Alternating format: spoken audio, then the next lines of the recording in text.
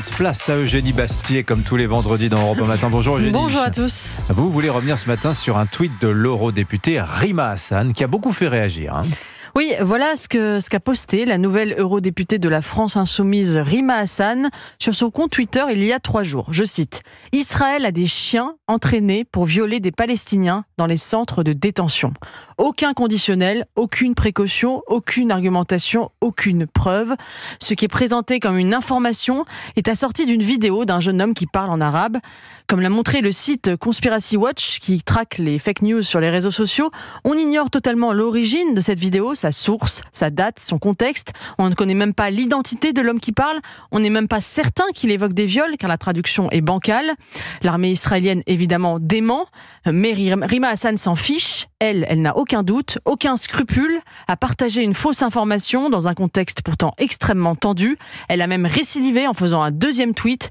Je cite encore : « Des Palestiniens violés en prison par des chiens de l'armée israélienne », en citant un rapport de l'ONU tronqué qui ne disait pas ça et qu'elle traduit faussement délibérément.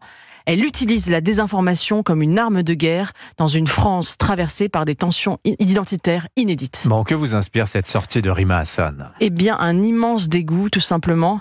Il y a 10 jours, une petite fille a été violée parce que juive pour venger la Palestine en France. Rima Hassan n'a pas eu un mot de compassion pour cette victime. Elle préfère inventer des viols imaginaires commis par des juifs à 5000 km de chez nous, plutôt que de voir les viols bien réels commis sur des juifs dans notre pays. Mesure-t-elle les conséquences que peut avoir la diffusion de rumeurs infâmes, dignes de l'empoisonnement des puits au Moyen-Âge, dans un contexte où les actes antisémites ont explosé de 1000% dans notre pays ? N'y a-t-il pas suffisamment d'horreur dans ce conflit pour aller en inventer ? Qu'espère-t-elle ? Que veut-elle ? Que cherche-t-elle ? Je me le demande. Alors, ce tweet de Rima Hassan, est-ce qu'il a suscité des réactions à gauche ? Eh bien, aucune à ma connaissance, et c'est cela, à mon avis, qui est le plus grave. Ce soir, à Avignon, Rima Hassan fera meeting commun avec le militant Antifa Raphaël Arnaud, qui a été investi par la France Insoumise, au nom du nouveau Front Populaire, sous la même bannière que François Hollande et Raphaël Glucksmann. Aucune tête de pont de l'Union des gauches n'a condamné publiquement son dérapage. Il ne s'agirait pas de froisser des électeurs à 3 jours du vote. Le slogan de ce nouveau Front Populaire : on s'engueulera après.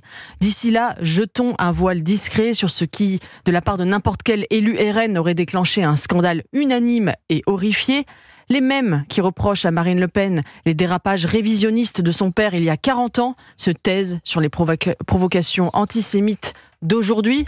On s'engueulera après, disent-ils.